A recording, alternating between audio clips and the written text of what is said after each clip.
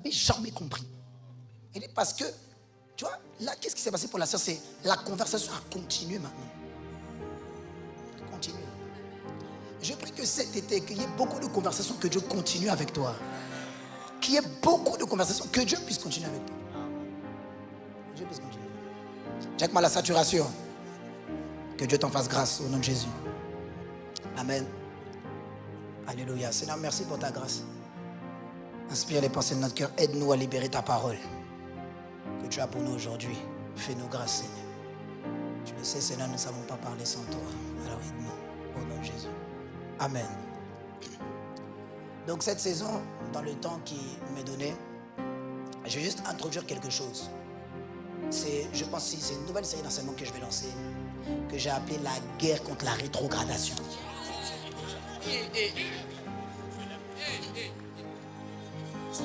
Dis à ton voisin, la guerre contre la rétrogradation.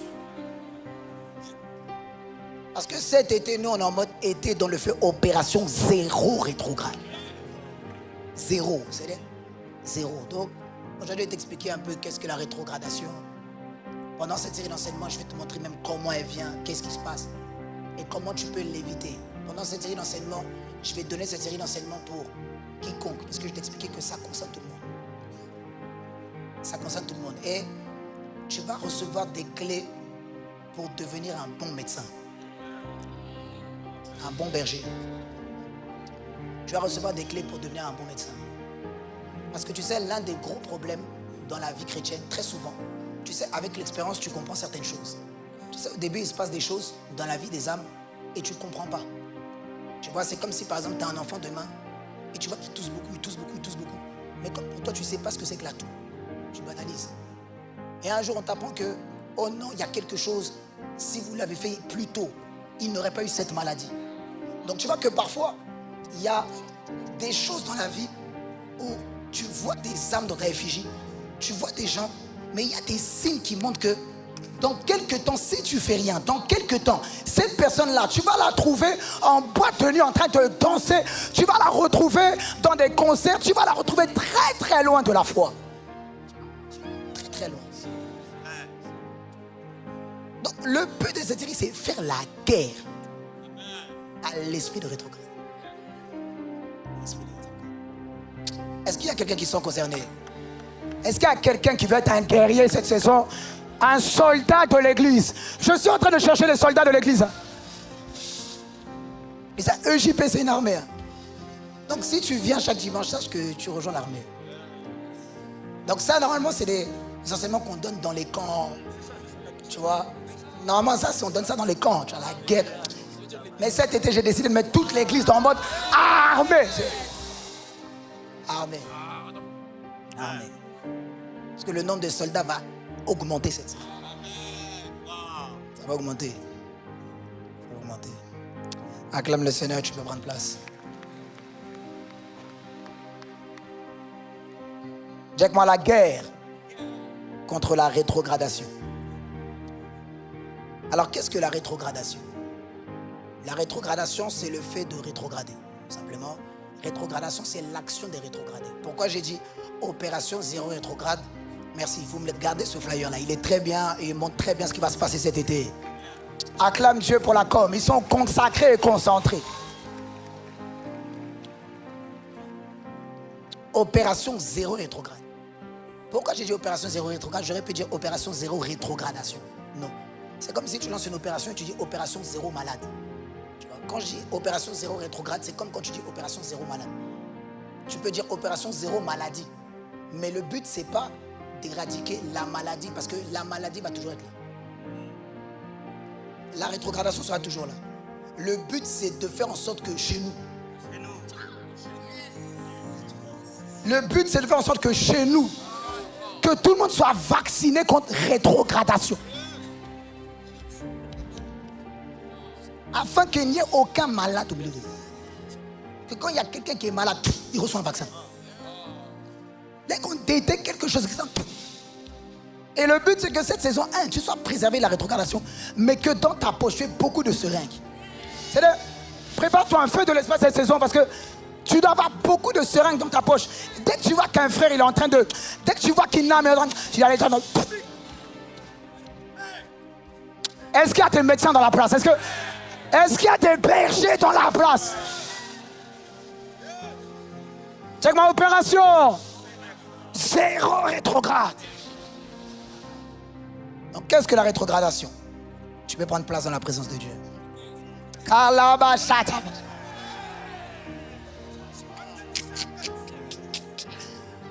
Oh my God. Yeah. Qu'est-ce que la rétrogradation? La rétrogradation, c'est le fait de retourner en arrière. La rétrogradation, c'est le fait d'abandonner Dieu après l'avoir connu. La rétrogradation, c'est le fait de reculer. Cet été, tu ne reculeras pas. Tu sais, il y a beaucoup de choses qu'on doit prêcher parce qu'il y a des choses qu'on constate. Tu sais, la rétrograde, ça attaque beaucoup de gens. Tu sais, moi, chaque fois que je vois des jeunes à l'église, je sais déjà. Tu sais, il ne faut pas être naïf. Le plus grand problème dans la vie des chrétiens, c'est qu'ils sont trop naïfs. Trop naïfs. Et ils pensent que tu nais de nouveau, il suffit de venir à l'église. C'est pas vrai. Si on t'a dit ça là, c'est pas vrai.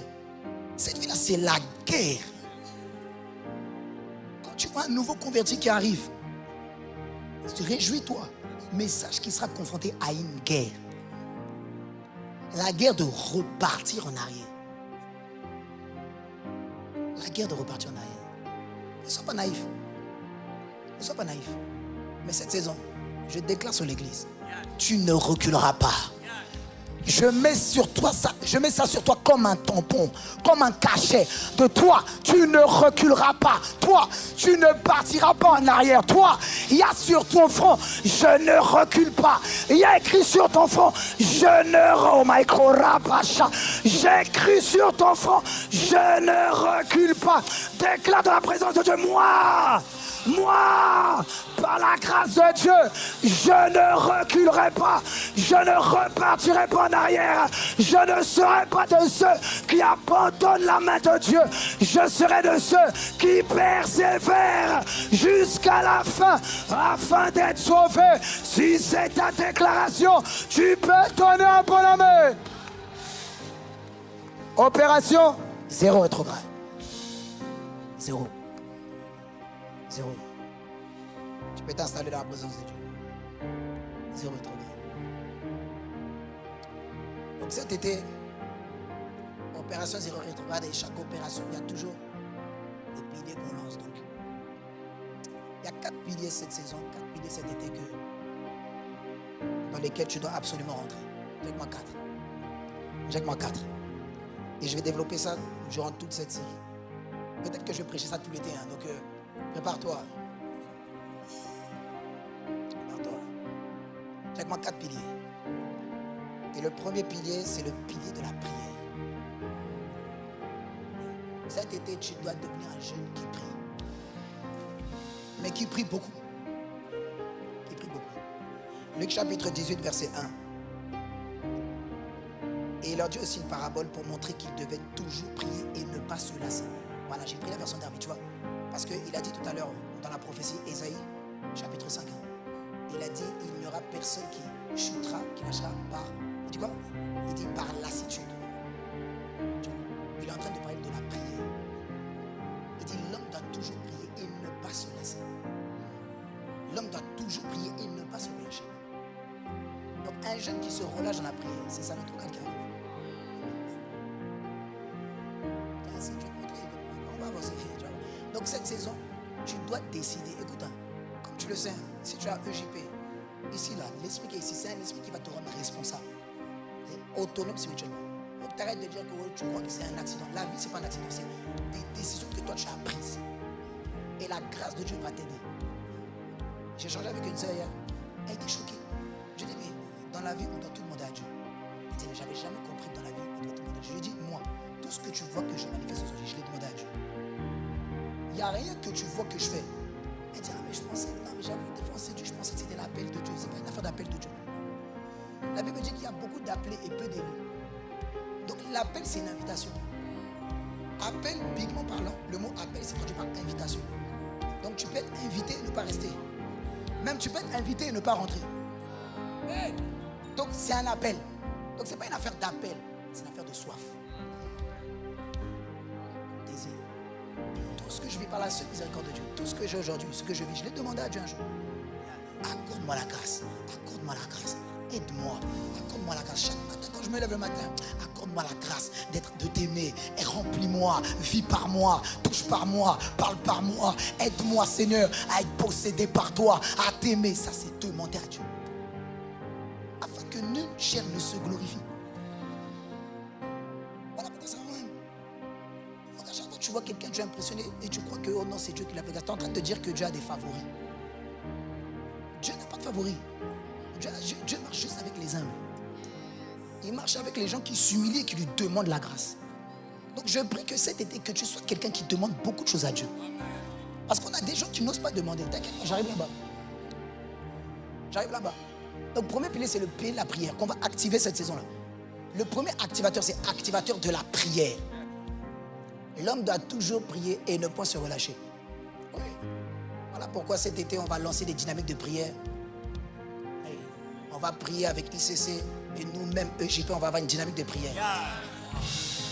On va lancer tous les vendredis. Bientôt, tu vas voir. Hein. Je vais t'expliquer à quel jour. Parce que je pense que ça va commencer après un pas conférence. On va lancer chaque vendredi 10 heures non-stop. On va lancer des plateformes de prière où c'est là que, qu'importe l'heure de la journée, tu viens à l'église, tu peux prier. On va lancer ça. Donc prépare-toi. Cet été-là, c'est beaucoup de prières. Nous là, on va gaspiller la prière. Je ne sais pas, toi, tu as décidé quoi, mais nous là. Donc à chaque heure, il y a des conducteurs de prière, ça va prier en pagaille. Des fois même, on vient dans il n'y a pas de conducteur, ça brille. Ça gaspille la prière. Non, nous, on veut expérimenter le toujours prier et ne pas. Est-ce qu'il y a une église qui veut. Est-ce qu'il y a des gens qui veulent gaspiller la prière? Ouais. Toujours prier. Ce qui va se passer cet été, on va beaucoup prier. Je ne sais pas pour toi, moi j'en ai marre. En fait, j'ai envie de voir Dieu à une dimension qu'on n'a pas encore vue. J'ai envie de voir des choses qu'on n'a pas encore vues. J'ai envie de voir que Dieu fasse sortir de l'église un type de prodige qu'on n'a jamais vu. Des jeunes qui ont une intelligence et disent c'est quoi ça? Ça a été téléchargé dans la... Ah, cette saison, ça a été dans le feu.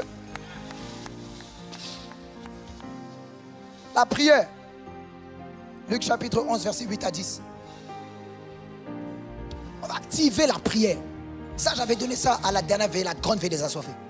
Donc cet été, on va avoir 2 grandes veillées des assoiffés. Prépare-toi. Non, j'ai dit prépare-toi. Je sens que c'est pas tout le monde qui était excité. Je sais pas. Avec 2 grandes veillées. Ça va être puissant. Prépare-toi. J'ai les dates, hein, c'est quoi? 24 juillet et 28 août. Prépare-toi. Je ne voyage plus. Prépare-toi. Est-ce qu'il y a des assoiffés dans la place? Dis à ton voisin, bienvenue à l'église des assoiffés.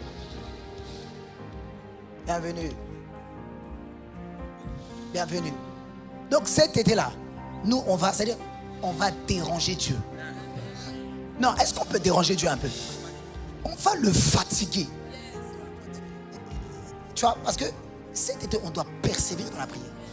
On ne doit pas juste prier. Dieu nous a dit, EJP, il faut persévérer dans la prière. Pas prier, mais persévérer. Il dit, je vous dis que bien qu'il ne se lève pas et ne en donne pas parce qu'il est son ami. Donc il y a beaucoup de choses que Dieu va faire, pas parce que tu es son enfant. Il va le faire parce qu'on l'a fatigué. Cet été-là, on va fatiguer Dieu. Il dit, pourtant à cause de son importunité. Importunité, c'est son insistance. C'est traduit par anadéa. C'est à cause de son comportement qui est sans gêne. C'est ça. Il n'a pas été gêné de faire tout un été dans la prière. Non, nous, là, on n'est pas gênés. On va fatiguer le trône. Il dit, mais les gens, tu sais, il y a des jeunes, ils me disent, parfois tu discutes avec des jeunes, et ils disent, non, mais moi, j'ose pas demander ça à Dieu. J'ose pas, non, mais moi, j'ose pas. Tu es trop poli. Tu es rentré à l'église des assoiffés. Nous, ici, là, on rentre dans le bureau de papa. Tu vois, il y a les... Tu vois, Je peux parler ou pas? Importunité. Tu sais, il y a ceux qui connaissent Dieu. Il est assis sur le trône, oui. Mais moi, c'est mon papa. Tu sais, quand tu es enfant, c'est ton papa. Même si ton papa, c'est le président, je sais pas. L'enfant là, il ne calcule pas ça. Il rentre dans le bureau, papa, il dit, bon, papa, il y a telle affaire. Tu vois, papa va parler, papa va rien dire. Il va dire, qu'est-ce qu'il y a? Ça, c'est à cause de son importunité. Son importunité. À cause de son importunité. Il dit, à cause de son importunité, il se lèvera. Je te dis, cet été-là, Dieu va se lever. Dieu dit, c'est qui ces jeunes qui me dérangent? Il se lèvera. Et il lui en donnera autant qu'il en a besoin. Je ne sais pas, toi, tu as besoin de quoi? Je ne sais pas. Mais moi, j'ai besoin de beaucoup de choses. Et il me faut, pour que en fait, il faut beaucoup de puissance pour sauver notre génération. Il faut beaucoup de lumière. Je sais pas, moi, je ne suis pas JP pour rien. Toi, je ne sais pas pourquoi tu es là. Nous, là, on est là pour sauver notre génération. Il faut qu'il y ait un niveau de puissance qui sort de l'église, qui fait que les jeunes de l'Église disent, c'est qui eux? Nous, on a appris à marcher selon les prophéties. Peut-être toi, tu as oublié. Nous, là, on est des jeunes concentrés. Concentrés. Cette saison, on va déranger Dieu. Quelqu'un est prêt pour cet activateur ou pas? Quelqu'un est prêt pour se lever ou pas? Cette saison, tu vas prier. Tu vas prier. Deuxième pilier, rapidement. Et j'ai beaucoup de choses à dire.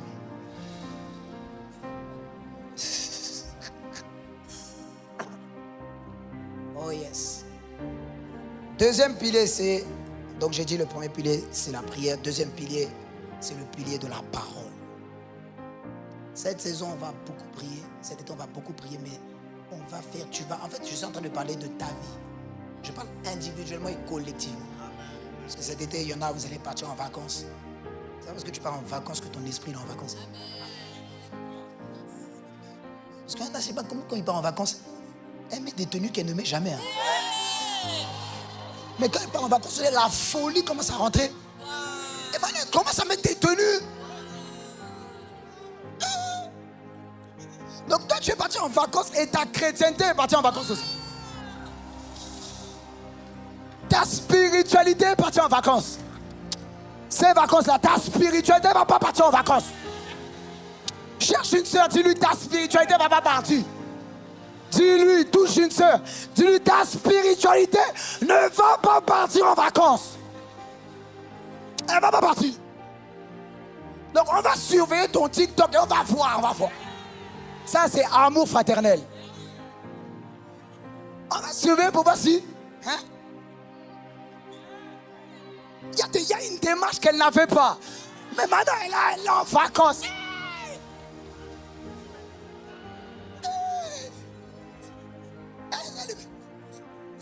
Parce que ça, c'est quand tu dors, tu sommeilles. Tu n'as jamais remarqué qu'en vacances, c'est comme ça la folie après les gens. Oh, je vais rencontrer un copain pendant les vacances. Je prêche aux jeunes de ma génération, je n'ai pas peur de toi. Je n'ai pas peur de toi. Je n'ai vraiment pas peur de toi. Oui, j'ai touché. Je sens que j'ai touché quelqu'un. Je suis en discussion. Hein. Je sens que je suis en discussion avec quelqu'un. Je suis en discussion. Je sens que je suis en discussion avec quelqu'un. Soit il est dans la salle où ils sont connectés. C'est ici. Non, mais très souvent aussi, les gens sont connectés. Hein. Ils sont connectés. Mais je sais, il y a quelqu'un ici aussi. Il y a quelqu'un ici aussi.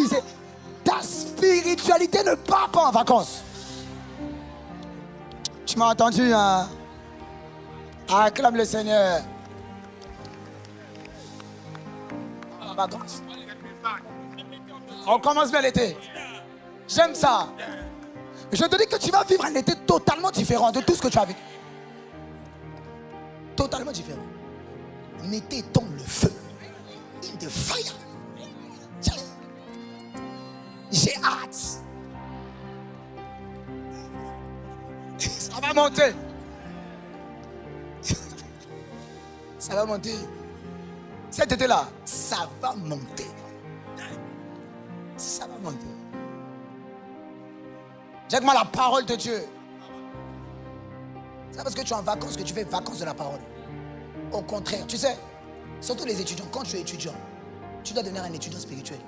Tu dois comprendre que les périodes de vacances, c'est la meilleure période pour toi. Et là, tu dois te mettre un objectif que tu reviens en septembre comme si, on dirait que tu as mangé 24 lions. On dirait que tu as mangé, t'es revenu. On dit, oh, mais toi, tu as changé toi. Non, je sais, t'inquiète pas. Tu dois te dire que je vais rentrer en septembre avec un tel niveau de puissance. C'est-à-dire que dès que je dis à quelqu'un bonjour, c'est comme un sifflet. Il entend dans son esprit, je dois aller à l'église. Et je ne sais pas quel objectif spirituel tu te donnes. Hein. Ça, moi, c'était mes objectifs quand j'étais étudiant. Quand j'étais étudiant, non. C'est l'été là. J'arrive en septembre. Mais pagaille dans la classe. C'est parce que l'été là, on a chargé, frère. Chargé. Non, je sens qu'il y a quelqu'un qui va vivre un été vraiment bizarre. Un été étrange. Non. Non. J'ai dégoûté de quelqu'un de partir en vacances. J'ai dit, mais en vrai, pourquoi je pars en vacances? Non, t'inquiète, tu as déjà payé ton billet.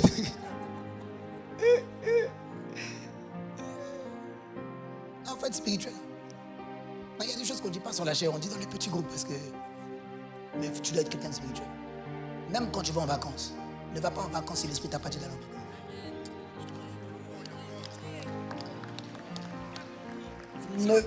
Ne va pas en vacances si l'esprit t'a pas dit d'aller. 1, 2. Non, t'inquiète pas, je vais t'enseigner sur la rétrogradation. Ne fais pas des choses comme ça. Fais toujours les choses sur un réma. Ne fais jamais les choses parce que tu as envie. Fais attention à tes envies. Derrière une envie, il y a un projet que tu ignores. Que tu ignores. Attention. Tu ne vivras pas de vacances légères. Tu sais, c'est l'expérience. Il y a la parole et il y a l'expérience. C'est l'expérience qui te parle. Pas rencontrer des mauvais Joe. Mauvais gars. Bad boy. Bad boy. Non, il y en a, c'est comme si quand les vacances arrivent, ils aiment ça.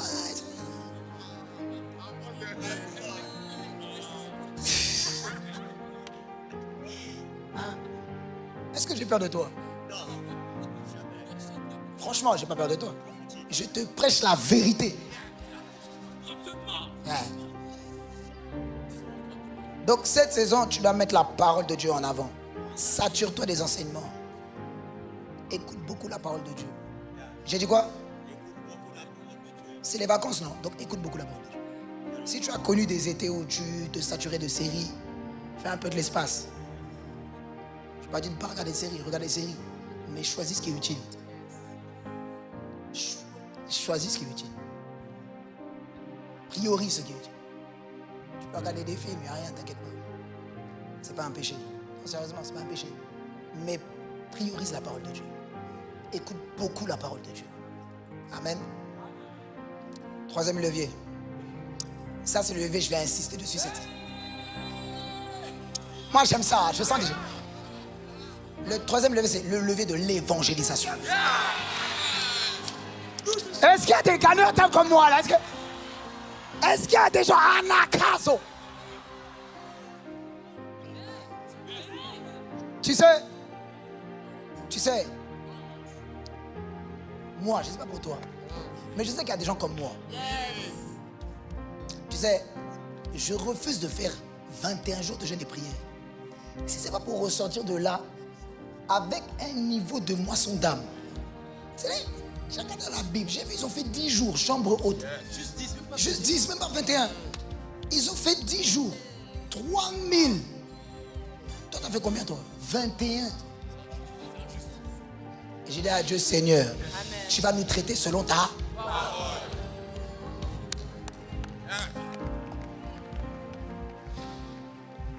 Cet été-là, on va maximiser l'évangélisation. Donc si tu es un pilote et tu es fatigué des évangélisations, cet été on te retire. Non, si tu es un pilote et tu me dis, non, mais moi j'en ai marre, je suis découragé, j'ai pas le temps. J'arrive sur toi. Je t'enlève. Je vais chercher des jeunes de l'église qui sont bouillants, qui veulent gagner les âmes. On va les mettre pilotes. Ils vont gagner des âmes et faire augmenter leur famille d'impact. Est-ce que j'ai bien parlé? Si tu es RS, tu es dans l'église, tu fais aucune évangélisation. Je vais regarder ça. Toi, tu n'es pas quelqu'un d'évangélisation. Je te retire. J'arrive sur toi. Je vais prendre les jeunes de l'église. Je regarde les jeunes de l'église qui aiment l'évangélisation. Je vais les mettre. Non, je vais les tester cette idée. Non, je vais les mettre. Parce que nous, on veut des jeunes qui aiment gagner les âmes. Qui aiment aller dans les rues parler de Jésus aux gens. Prêcher, témoigner, prier pour les malades. Des jeunes audacieux. Pas des jeunes là, on dirait c'est des... On se demande s'ils ont fait 21 jours de jeûne et prière. Quand tu as fait 21 jours de jeûne et prière, normalement tu as reçu un peu quand même de la puissance. Tu as reçu l'esprit de courage, l'esprit de force. Toi tu n'as toujours pas de force pour... Et tu dis tu es pilote. Je te dis, mauvais casting. On t'enlève. Enlève. Enlève, t'inquiète pas. Non, c'est avec amour que je dis ça. Parce que je fais ce que Dieu me dit de faire. Est-ce qu'il y a quelqu'un qui est prêt pour évangéliser? Évangéliser, c'est normal. La Bible dit que Dieu désire que sa maison soit remplie. Donc cet été, tu vas voir, t'inquiète pas. Cet été, on va travailler. Il y a quelqu'un qui veut travailler? Pour le salut des âmes. Est-ce qu'il y a quelqu'un qui veut travailler? On va travailler. Pour le salut de notre génération. Pour sauver les jeunes. Aller attraper les jeunes qui sont tenus par des esprits. Jésus a sifflé. Ils vont venir. Acclame le Seigneur Jésus.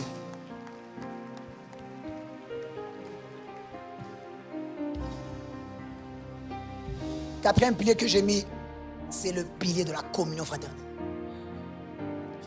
Cet été-là, tu dois maximiser la communion fraternelle. Non, cet été, choisis des bonnes compagnies. Choisis des gens qui invoquent le Seigneur d'un cœur pur. Fuis les passions de la jeunesse et recherche la justice, la charité, la foi avec ceux qui invoquent le Seigneur d'un cœur pur. C'est la comfrate. Tu dois être dans la comfrate. Cet été, si tu n'es pas un jeune de la comfrate, c'est que tu as décidé que le diable va te tabasser. Oui. Regarde la Bible. Lis la Bible parce que tu n'aimes pas lire la Bible. L'un des secrets pour être un jeune sanctifié, consacré, c'est la communion fraternelle. C'est un puissant secret. Tu sais que quand on est en communion fraternelle comme ça, c'est pas juste des paroles, c'est échange de grâce.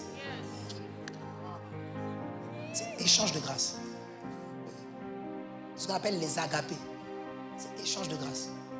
Jésus même, la fois où il a libéré toute sa vie, c'était dans un repas. Dans un repas. C'est dans un repas. C'est là qu'il y a révélation de Christ. Transfert de grâce. Et il y en a, ils n'aiment pas les confrères. Tu n'es pas spirituel. Tu n'as rien de spirituel. Tu n'es pas quelqu'un de spirituel. Non, je te dis que tu n'es pas profond. Tu n'es pas spirituel. Même Jésus, il faisait comme frère. Même Jésus, il arrive, il mange avec les publicains, les gens de mauvaise vie. Jésus, il cherchait à rentrer dans les maisons pour manger avec les gens. Ça, c'est Jésus. Hein. Mais on a des gens dans l'église. Ils n'aiment pas être en confront avec nous. On se pose la question, toi, tu es disciple de qui?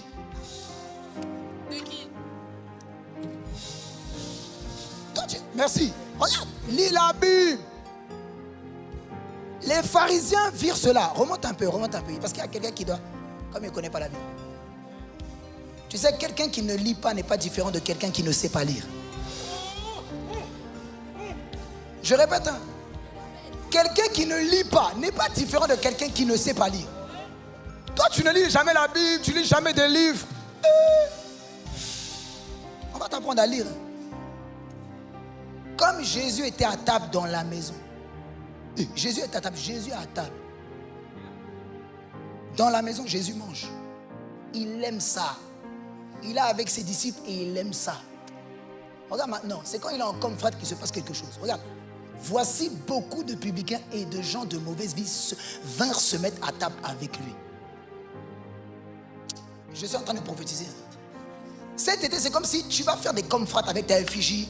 Tu vas faire de la confrère et tout d'un coup, Il y a des gens qui vont venir se mettre à table avec toi et les disciples. Tu sais, il y a une puissance. Il y a beaucoup de gens qui ne comprennent pas il y a beaucoup de gens qui ne comprennent pas que lorsqu'on fait des confrates, ce n'est pas juste une confrate. On est en train, la Bible dit qu'il est doux pour des frères et sœurs de demeurer ensemble. C'est là. C'est ça qu'ils ont expérimenté. Il dit c'est là que Dieu envoie la bénédiction. La vie pour l'éternité. Donc dans la confrate, c'est là qu'il y a Dieu. Et quand il y a Dieu, Dieu attire toujours. Dieu attire. Confrate. Confrate. Remets-moi. Il dit, comme Jésus était à table dans la maison, il dit pas un peu, beaucoup de publicains. Les gens commençaient à venir pour manger avec Jésus.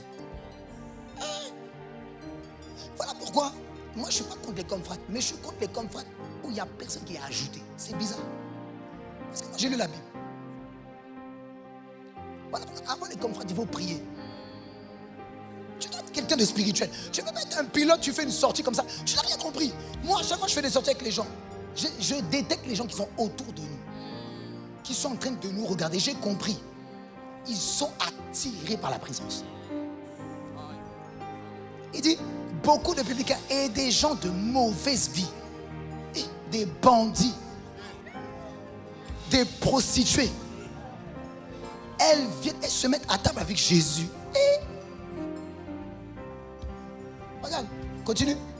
Des gens de mauvaise vie, des bandits, des prostituées, des gens qui vendent de la drogue, les mauvais Joe. Les mauvais Joe. Parce que quand tu manges, les gens voient que tu es comme eux.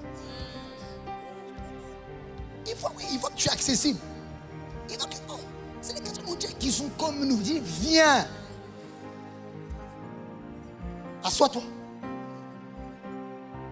Les pharisiens virent cela. Tu vois, les pharisiens, c'est les religieux. Eux, ils ne sont pas spirituels. C'est ça, ils aiment les synagogues. Ils aiment les joies. Ils aiment montrer que c'est des... Nous, on est des jeunes simples. Mais on porte une puissance. Est-ce qu'il y a des jeunes comme nous ou pas? Je ne sais pas. Tranquille. Il dit, mais en fait, tranquille. Ils sont dans un parc, tranquille. Mais il y a quelque chose avec eux. Il dit, les pharisiens virent cela et ils dirent à ses disciples. Donc, ils vont voir les disciples de Jésus. Il dit, pourquoi votre maître mange-t-il avec les publicains et les gens de mauvaise vie? Ça, c'est EJP. On gagne les gens qui ne méritent pas Dieu. C'est-à-dire, on touche des gens qui normalement, il dit, mais normalement, ce n'est pas pour eux. Pourquoi vous allez vers eux? C'est parce que la grâce de Dieu les a choisis. Amen. Wow. Ouvert à tous. Amen. L'évangile, c'est pas pour... L'évangile, qui vous a dit l'évangile, c'est pour les gens parfaits? L'évangile, c'est pas pour les gens parfaits. Cet été-là, on va aller dans les cités, on va prêcher l'évangile. Ouais. Les gens de mauvaise vie, il faut aller là-bas. Prêcher, parler de l'amour de Dieu. Faire des opérations à Nakazo, dans les cités, dans les quartiers. Oui. Oui. Sur Internet, tu vas. Moi, je fais ça. Dès que je vois un TikTok, je rentre dans son DM. J'envoie un message. Si c'est une soeur, j'envoie à des soeurs de l'église. Je dis, allez faire un akazoéré sur elle. Invasion. Ouais. On l'attrape seulement. Je sens que cet été, il va avoir la grâce de Anakazo. Prendre les publicains et les gens de mauvaise vie. Les gens que les religieux disent, ah, pourquoi ils vont faire du bruit à l'église. On aime le bruit. On aime le bruit. Acclame Dieu si tu crois dans la parole prophétique.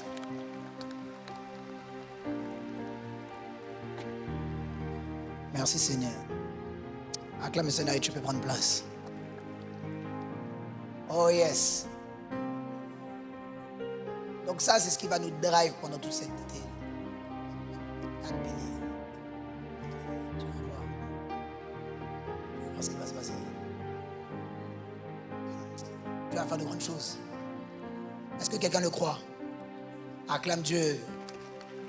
Acclame Dieu pour sa parole. Ouais. Check-moi la guerre contre la rétrogradation. J'ai expliqué comment cet été on va fonctionner. par la grâce de Dieu, et qu'à partir de ce dimanche, je lance donc la série La guerre contre la rétrogradation. Pourquoi j'enseigne cela? Je vais expliquer pourquoi j'enseigne cela et après on va prier. Pourquoi j'enseigne sur la guerre contre la rétrogradation? 1 Corinthiens chapitre 10, verset 12. La première des choses pourquoi j'enseigne sur la guerre contre la rétrogradation, c'est que la rétrogradation guette tout le monde. La rétrogradation, elle ne concerne pas juste les nouveaux convertis. La rétrograde, elle guette tout le monde. La Bible dit, ainsi donc que celui qui croit être debout prenne garde de tomber. Donc tout le monde est une cible pour l'esprit de rétrograde.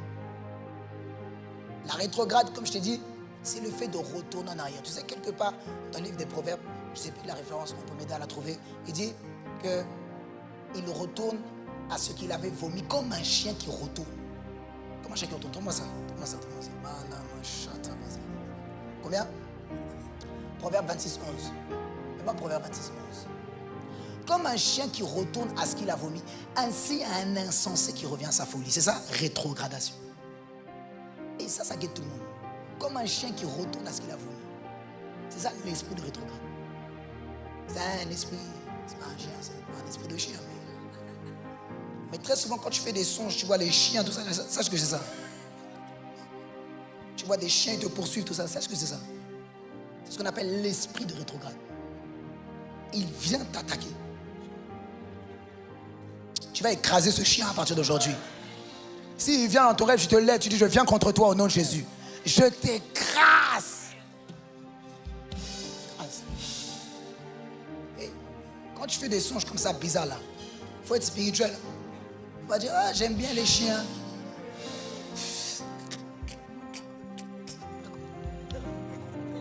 Un jour, je connais quelqu'un, je l'ai emmené à l'église, il a fait la prière du salut. Je t'ai dit qu'il y a des choses, des fois, comme tu ne connais pas.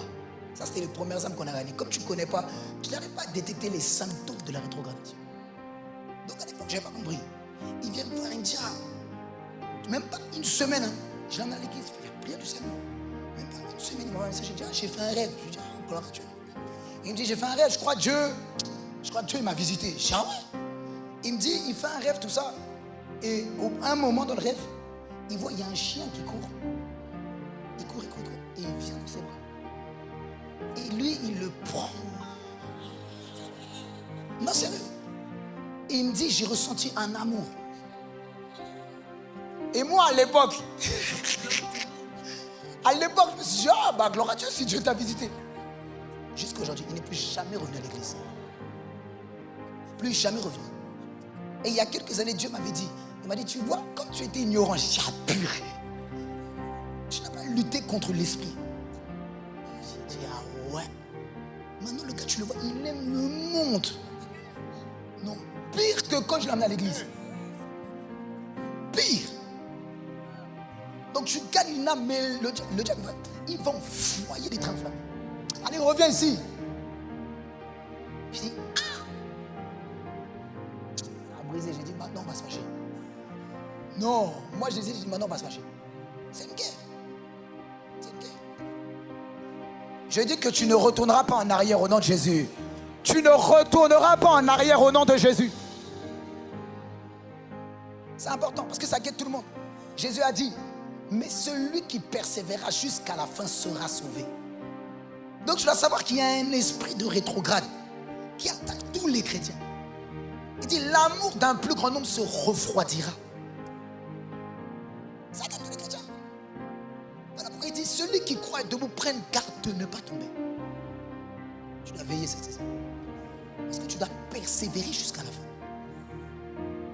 Tu dois persévérer. Il faut arrêter de croire que j'ai reçu Jésus, je vais aller au ciel. Qui t'a dit ça? C'est où tu as lu ça dans la Bible? Il ne faut pas commencer à inventer. Hein. Peut-être tu inventes. Non, parce que tu sais, beaucoup d'enfants de Dieu sont basés sur des idées des hommes.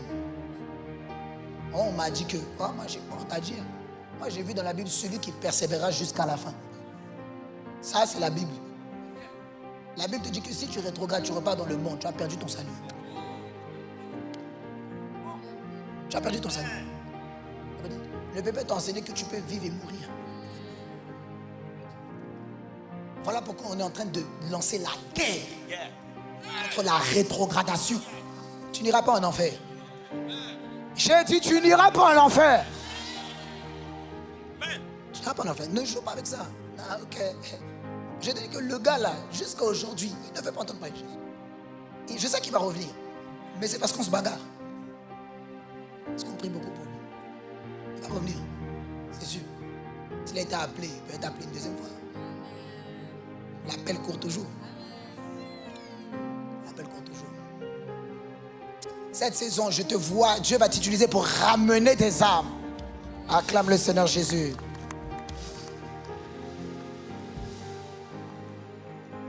Deuxième des raisons, et après on va prier. Deuxième des raisons. Donc j'ai dit la première, c'est que la rétrogradation guette tout le monde. La deuxième raison, c'est que la rétrogradation vient souvent après les grandes victoires ou après le jeûne. Oui. La rétrogradation vient souvent après des grandes victoires et après le jeûne. Premier exemple biblique que je peux te donner, 1 Roi chapitre 19, verset 1 à 4. Après le mont Carmel, tu vas voir que Élie le prophète, il rétrograde. Élie, Elijah, l'homme qui crache le feu. Élie, il a découpé des... C'était quoi? Il dit, regarde, il dit, Akab rapporta à Jézabel. L'esprit de Jézabel qui te combat. Jézabel te fait rétrograder. Elle ne te fera pas rétrograder. Je dis, cet esprit ne te fera pas rétrograder.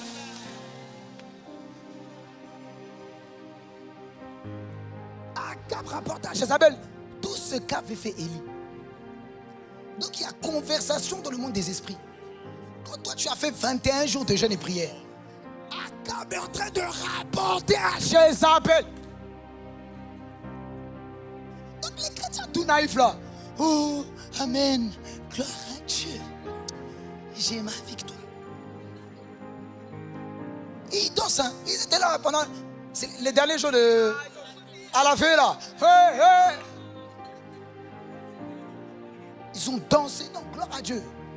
Mais en même temps que tu célèbres, ne sois pas naïf. En même temps que tu célèbres, prends garde à ne pas tomber. Akab rapporta à Jézabel. Ouais, pourquoi ils ne savent pas c'est quoi Jézabel? Jézabel, on ne sait pas c'est quoi Jézabel. C'est qui Jézabel? Jézabel, c'était la femme du roi Akab. Oui, Jézabel, c'est la femme du roi Akab. Et après, la Bible te dit dans l'Apocalypse que c'est un esprit qui est là pour décimer les serviteurs de Dieu, les pousser à l'impudicité. Oui, c'est un esprit qui pousse ceux qui servent à l'impudicité. Il pousse les stars. Il est star à l'église, mais tout d'un coup, ils sont d'une façon. C'est un esprit de la main. Voilà pourquoi l'église doit prier. On ne vient pas certains, on ne triomphe pas des esprits par non, oh, je vais y arriver. Je vais y arriver, oh, Dieu me fasse grâce, et je dors. Il faut prier. J'ai dit quoi? J'en vois déjà, il dort. Moi, déjà, Jézabel là. Il y en a, je leur dis de répéter, ils ne répètent pas. J'ai dit, il faut prier. C'est pas possible ça. Non, tu es un EJP, désolé. Mais je ne peux pas te laisser comme ça. Il dit, mais ce que j'ai contre toi, c'est que tu laisses la femme Jézabel, qui se dit prophétesse. J'aime pas aller là-bas, mais un jour. Enseigner et séduire mes serviteurs. Donc c'est un esprit de séduction. C'est un esprit de séduction. Séduire les serviteurs de Dieu. Les serviteurs là, c'est pas seulement les pasteurs, c'est ceux qui portent la chasse, c'est les stars. Séduit. L'envoûte. C'est un esprit d'envoûtement. C'est comme si, oh, comme c'est l'été, oh, c'est l'été. C'est l'été. Envoûtement. Pour qu'ils se livrent à l'impudicité. Et mangent des viandes sacrifiées aux idoles. C'est-à-dire qu'ils les poussaient à aimer les faux dieux, le monde, l'amour du monde, les choses du monde. C'est un esprit d'idolâtrie. C'est comme ça. C'est quand tu vois que le pianiste dit... Merci. Acclame le Seigneur pour le pianiste. Yeah. Est-ce que tu me suis, ce Dieu? Arrêtez de prendre les choses à rigoler, je parle très sérieux. Enseigner, c'est Dieu, mes serviteurs, pour qu'ils se livrent à l'impudicité et qu'ils mangent des viandes sacrifiées aux idoles. C'est dans ces étés-là, tu sens qu'il y a des jeunes filles, c'est comme si, non, moi je vais mettre, même s'il n'est pas chrétien, moi, c'est un envoûtement. Envoûté. Et tu rentres dans des relations où tu es cadenassé. Sache que c'est Jésus. Que son emprise te lâche cette saison. Au nom de Jésus. Après les grandes victoires, remets-moi le verset s'il te plaît. 1 Roi chapitre 19 verset 1 à 4.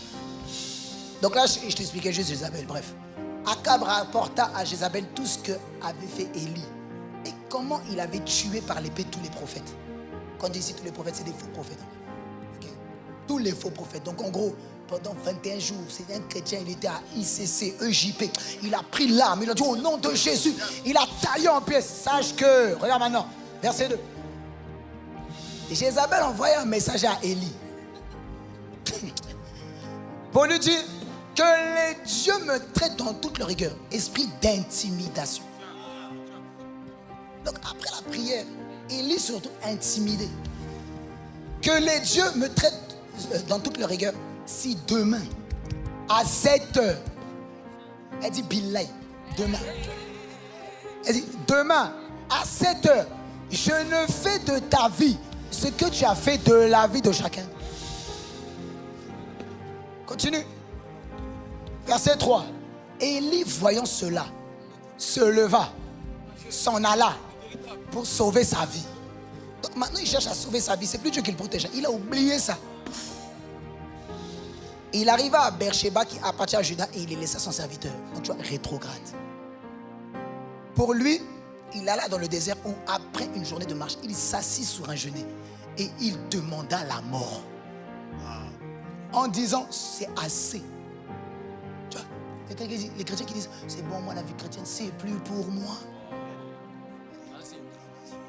C'est plus pour moi. C'est bon, j'en ai marre. Depuis on me prêche ça, mais j'en ai marre. Je retombe toujours, j'en ai marre. C'est assez. Maintenant, Éternel, prends mon âme, car je ne suis pas meilleur que mes pères. Les chrétiens qui disent, non, ça c'est pour les pasteurs. Nous, on ne va pas y arriver. Nous, on ne peut pas y arriver. Élie a connu ça. Tu vas triompher de la rétrogradation au nom de Jésus. Et j'ai dit, tu vas triompher de la rétrogradation. Acclame le Seigneur et tu peux prendre place.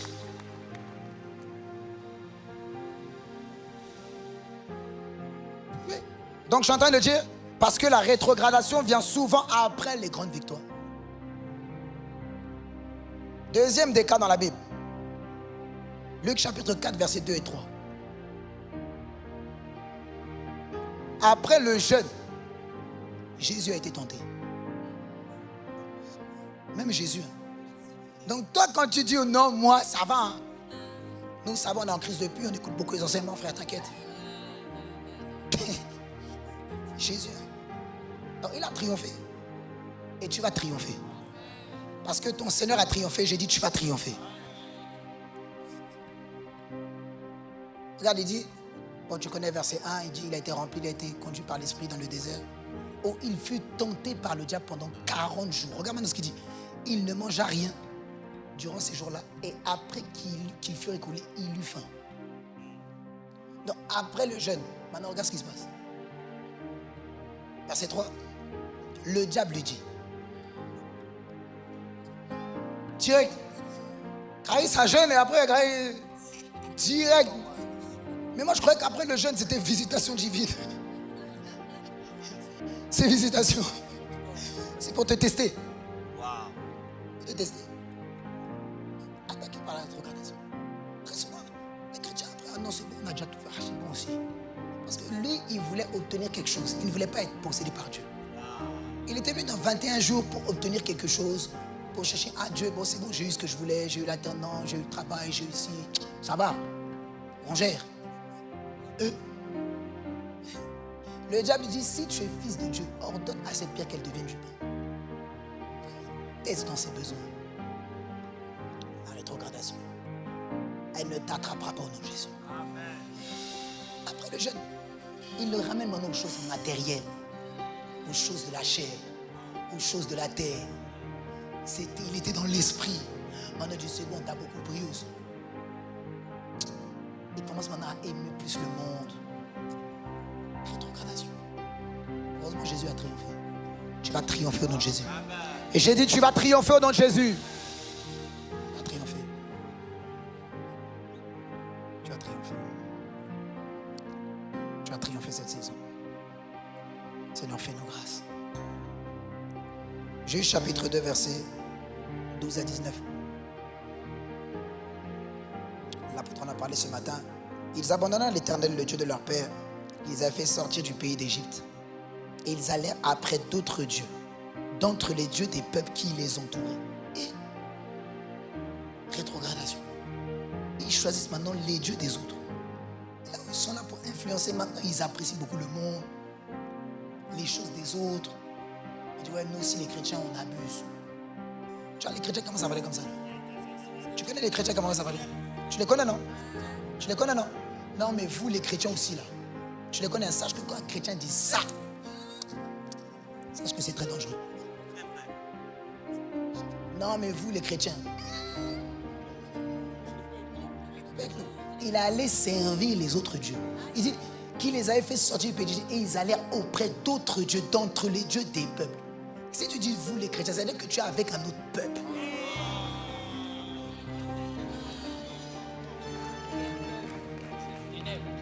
Tu es avec un autre peuple. D'entre les dieux des peuples qui les entouraient. Continue. Ils se prosternèrent devant eux. Et ils héritaient l'Éternel. Poursuis. Je vais jusqu'au 15-16.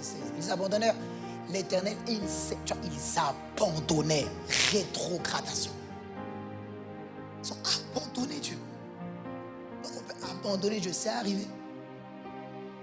Abandonner Dieu. Verset 14. La colère de l'Éternel s'enflamma contre Israël.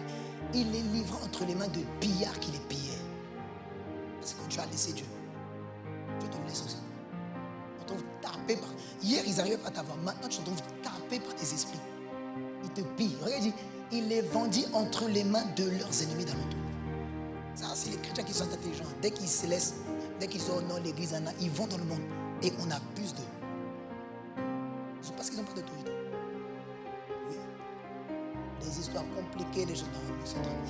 Ça, c'est pas juste la parole, c'est expérience. Il les vendit entre les mains de leurs ennemis d'alentour. Et ils ne purent résister à leur ennemi.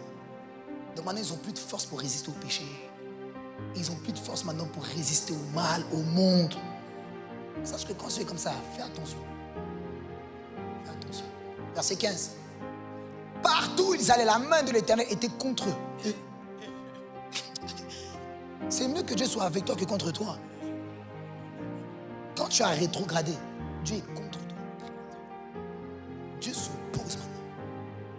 Je prie que tu ne rétrogrades pas. Partout où ils allaient, la main de l'Éternel était contre eux pour leur faire du mal, comme l'Éternel l'avait dit, comme l'Éternel le leur avait juré. Ils furent ainsi dans une grande détresse. Verset 16. L'Éternel suscita des juges afin qu'ils les délivrassent de la main de ceux qui les pillaient. Donc Dieu suscitait toujours des libérateurs. Sache que à chaque fois il dit qu'à la mort du juge, il retournait. Sache que ce qui va te sauver dans la vie, c'est pas juste avoir une bonne église et un bon pasteur. C'est de faire la guerre contre la rétrogradation. Faire la guerre. Est-ce qu'il y a quelqu'un cette saison qui veut faire la guerre? Tu vas te tenir debout et tu vas prier.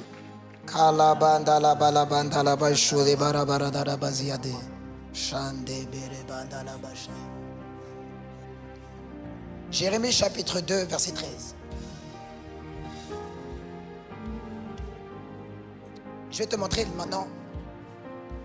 Parce que si tu veux comprendre c'est quoi la rétrogradation, il y a un prophète dans les Écritures qui, son ministère a été suscité pour ramener le peuple de Dieu dans la rétrogradation. Il s'appelle Jérémie. Jérémie, lui, son rôle, c'était, on l'appelle le prophète en pleurs. C'est-à-dire, il pleure tellement sur l'église. Parce que l'église est rétrograde. Donc on l'appelle le prophète en pleurs. Toutes les prophéties que tu vois de Jérémie, il pleurait.